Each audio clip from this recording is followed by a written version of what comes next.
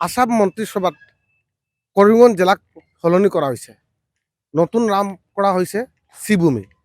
ইয়াক লৈ আমি বৰ্তমানে শ্ৰীভূমি নাম জিলা হিচাপে হোৱাৰ পিছত ৰাইজে প্ৰতিক্ৰিয়া কি ইয়াক লৈ মই কাৰণ ইয়াতে লৈ আমি এজন অধিবক্তা সময় তেখেতলৈ বৰ্তমান যত্ন কৰিম। যিহেতু কৰিমগঞ্জৰ নাম সলনি কৰা হৈছে তেওঁৰ প্ৰতিক্ৰিয়া কি হ'ব? এইটোতো ধুনীয়া লাগিল, আমাৰ ভালে লাগিল। তাৰমানে এতিয়া আমি আগতে এইটো এটা মনোভাৱ আছিল কৰিমগঞ্জটো বেকৱাৰ্ড হৈ আছে। এতিয়া অসম মন্ত্ৰিসভাত যিটো এইটো আহিছে তাৰমানে আপোনালোকে ধৰি ল'ব পাৰে য়েছ আমাৰ chief minister honourable chief minister very much concern about Karimganj, very much concern about Barak valley. এইটো কাৰণে এইটো ভালে, আপোনালোকেও মানি লওক এইটো ঠিকে আছে। আমি তাৰমানে এতিয়া আগত গৈ আছো, এইটো এটা ইণ্ডিকেশ্যন হ'ল। অসুবিধাটো হ'ল আপোনাৰ মাইণ্ডছেটৰ বেপাৰ। আপুনি যদি আপোনাৰ মাইণ্ডত নিগেটিভ এটা সফটৱেৰ ইনষ্টল কৰি দিয়ে আপুনি সদায় নিগেটিভ আনসাৰ পাব। আপোনাৰ মাইণ্ডত যদি এটা পজিটিভ সফটৱেৰ ইনষ্টল কৰি দিয়ে আপুনি সদায় পজিটিভ পাব। এইটো পজিটিভ ধৰি লওক, পজিটিভ ধৰি ল'লে দেখি পাব গোটেইটো পজিটিভ হৈ আছে, ইয়াত নিগেটিভৰ একো হেৰিয়ে নাই। আপুনি নিগেটিভৰ পৰা আঁতৰি আহক। কৰিমগঞ্জ যিটো নাম আছে সেইটো ব্ৰিটিছৰ টাইমৰ। আমি এতিয়া ক'ত গৈ আছো? ব্ৰিটিছ কলনিয়েল টাইমত ৰৈ আছো নেকি? আপুনি ধৰক আপুনি কি ভাবিব আমি ব্ৰিটিছৰ গোটেইকেইটা হৈ থাকিম নেকি? এতিয়া AI আহি গ'ল, আৰ্টিফিচিয়েল ইণ্টেলিজেঞ্চ আহি গ'ল, আপুনি কি ক'ব যে আমি AI নলওঁ নেকি? এতিয়া 5G আহি গ'ল, আপুনি কি ক'ব আমি 5G নলওঁ নেকি? আমি এই পিছত থাকিম নেকি? আগতে আপোনাৰ হেৰি গ্ৰেণ্ডফাদাৰ যিজন আছিলে এখেতে এই ডিষ্ট্ৰিক্ট টাউনত আহোঁতে দুৰ্লভ চৰাৰ পৰা খোজকাঢ়ি আহিব লগা হৈছিল। আপুনি ক'ব নেকি এতিয়ালৈকে আমি কিয় গাড়ীত যাওঁ? এতিয়া এচি কাৰ আহি গ'ল, এচি ধুনীয়া হেৰি আহি গ'ল। এই আপোনাৰ আপুনি ক'ব নেকি নাই মোৰ মই এটা কথা কৈছোঁ, যদি কৰিমগঞ্জ পৰা সলনি হৈছে শ্ৰীভূমি, শ্ৰীভূমিৰ নামটো ক'ত পৰা আহিছিলে? ধুনীয়া প্ৰশ্ন কৰিছা আপুনি।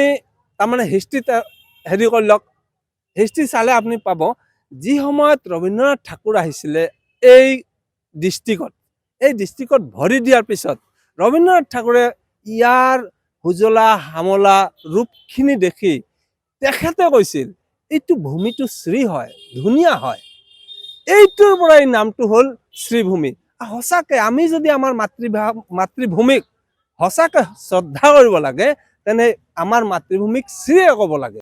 ডেভেলপমেণ্ট ক'ৰ পৰা আপোনাক মই গণি কওক। ডেভেলপমেণ্ট যিটো হৈ আছে ডেভেলপমেণ্টৰ বন্যাহে লাগি আছে অনাৰেবল চিফ মিনিষ্টাৰৰ এই নেতৃত্বত।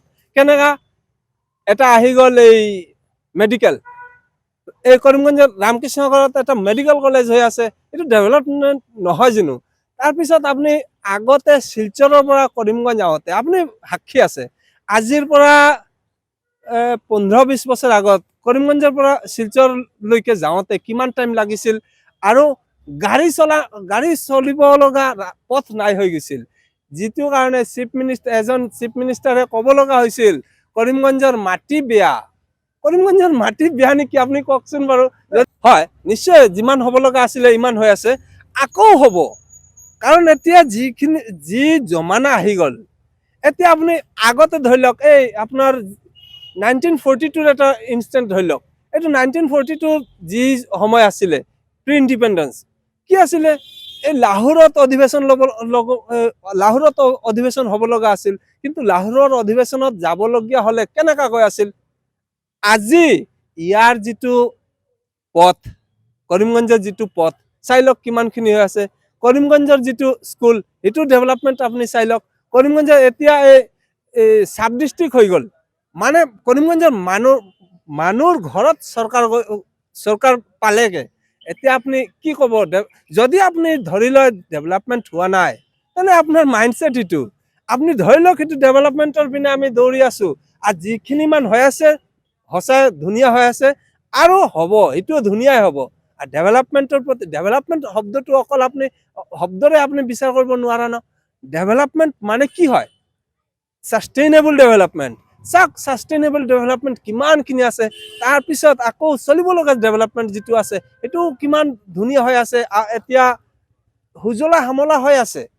হয় সঁচাই এইটোতো কৰিম। আমাৰ সঁচাই এই মুখ্যমন্ত্ৰীজনে অকল আপোনালোকক নহয়, আজি এই নিউজটো গোটেই ইণ্ডিয়াত বাজি আছে। অৰ্থাৎ গোটেই ইণ্ডিয়া এতিয়া ধৰি লৈছে কৰিমগঞ্জৰ পৰা সূৰ্য উদয় হ'ল, কৰিমগঞ্জটো শ্ৰীভূমি হৈ গ'ল। ডেট মিনছ ইণ্ডিয়া এতিয়া গণি লৈছে যে there is a district known as Sribhumi. এইটো যদি নহ'লহেঁতেন আপুনি কওকচোন বাৰু, ইণ্ডিয়া জানিলেহেঁতেন নেকি? নহয়। গতিকে যিটো হৈছে ধুনীয়া হৈ আছে। অনাৰেবল আমাৰ চিফ মিনিষ্টাৰ যি কৰি আছে সঁচাই ধুনীয়া কৰি আছে, আগতে আৰু ধুনীয়া কৰিব।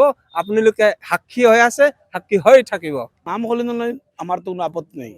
কৰিমগঞ্জতো অৰিজিনেলি এইটো চিলেটৰ পাৰ্ট আছিল। আমি 1947 দেখিছোঁ যে বাউণ্ডাৰী কমিশ্যনৰ ৰিপৰ্ট মতে কৰিমগঞ্জ মহকুমাটো এইটো বাউণ্ডাৰী কমিশ্যনৰ ৰিপৰ্ট মতে এইটো কৰিমগঞ্জ ভাৰতত আহিছে আৰু 3.5 টানা লৈ কৰিমগঞ্জত আহিছে। আৰু কৰিমগঞ্জ মহকুমা আছিলে 1983 আমাৰ কৰিমগঞ্জটো ডিষ্ট্ৰিক্ট হৈছে। এতিয়া যদি চৰকাৰে ভাবে নামটো চেঞ্জ কৰিলে বেলেগ নাম দিব লাগে, সেইটো আমাৰ আপত্তি নাই। কিন্তু কৰিমগঞ্জৰ ডেভেলপমেণ্ট চাই, কৰিমগঞ্জত এজন মিনিষ্টাৰ চাই। আজি এই চৰকাৰ বিগত কংগ্ৰেছ আমলত আমি দেখিছোঁ বৰাকত 3জন মিনিষ্টাৰ আছিলে, কিন্তু এই চৰকাৰৰ আমলত দেখিছোঁ কৰিমগঞ্জত বা বৰাকত এজনো মিনিষ্টাৰ নাই। আমাৰ মানুহবিলাক এজন মিনিষ্টাৰ পালে কাম কাজৰ সুবিধা হ'ব, সেইটোও আমি বিচাৰিছোঁ। সংখ্যালঘু মানুহৰতো এইবিলাক লৈ আপত্তি থকাৰ কি আছে? শ্ৰীভূমিতো আৰু কি আছে? এইটো কি কোনো আপত্তি থকাৰতো আমি পোৱা নাই কোনো আপত্তি। মানুহৰ মাজত এইবিলাক লৈ কোনো মাত নাই, মানুহ চাইলেণ্ট আছে। মানুহ ডিষ্ট্ৰিক্টৰ নাম যদি শ্ৰীভূমি হয়, ৰামভূমি কৰে, যি কৰক কৰক না, এইটো আমাৰ কি আছে? আমাৰ ডেভেলপমেণ্ট চাই, আমাৰ ডেভেলপমেণ্ট লাগে। এইটো যিটো মুখ্যমন্ত্ৰী কেবিনেটে পৰ্যায়ত যিটো সিদ্ধান্ত লৈছে, এই সিদ্ধান্ত আপুনি স্বাগত জনায়নে? 100%। আৰু কৰিমগঞ্জত এটা ফ্লাইঅভাৰ দিব লাগে। বদৰপুৰ ৰেলগেট এটা, বদৰপুৰ ঘাটত এটা ফ্লাইঅভাৰ নাই। গুৱাহাটীতে ডেইলি ফ্লাইঅভাৰ হৈছে, কিন্তু মোৰ কৰিমগঞ্জত ৰেলগেটত এটা ফ্লাইঅভাৰ হ'লে মানুহ কিমান প্ৰব্লেমত আছে। আজি কৰিমগঞ্জত এজন মিনিষ্টাৰ নাই। আজি CM বাৰবাৰ কৈছে যে বৰাকত এজন মিনিষ্টাৰ দিব। আগে কংগ্ৰেছ আমলে 3জন মিনিষ্টাৰ আছিলে, এতিয়া এজনো নাই। এইটোৱে বৰাকৰ দুৰাৱস্থা। হয়, কৰিমগঞ্জৰ নাম যোৱাকালি মন্ত্ৰীসভাৰ সিদ্ধান্ত কৰিমগঞ্জত নাম ইতিমধ্যে শ্ৰীভূমি হিচাপে প্ৰস্তাৱ ৰাখিছে আৰু কিছুদিনৰ ভিতৰতে কেবিনেট সিদ্ধান্ত পুনৰ ৰূপ ল'ব। ইয়াক লৈ কৰিমগঞ্জৰ ৰাইজৰ বিভিন্ন প্ৰতিক্ৰিয়া দেখা পাইছে আৰু এইটো লৈ যদিও এতিয়ালৈকে মিশ্ৰ প্ৰতিক্ৰিয়া দেখা দিছে, কিন্তু কিছুমান ৰাইজে ইয়াক স্বাগত জনাইছে। কৰিমগঞ্জৰ পৰা মই কৰুণাদেৱ, DN নিউজ। যিকোনো খবৰৰ বাবে যোগাযোগ কৰক 7090173330 অথবা 7099017990 নম্বৰত।